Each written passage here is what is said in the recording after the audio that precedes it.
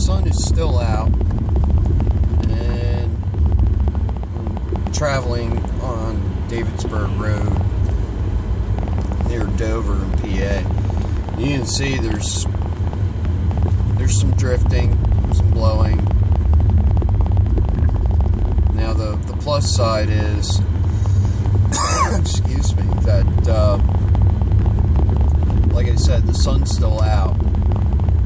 You know, they're calling tonight for gustier winds, lower temperatures. Right now the car says 29. So even though we may not have gotten,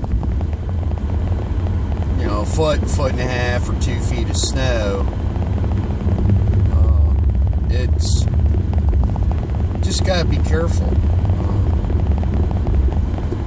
I'm driving an all-wheel drive vehicle, and you know, just take it slow.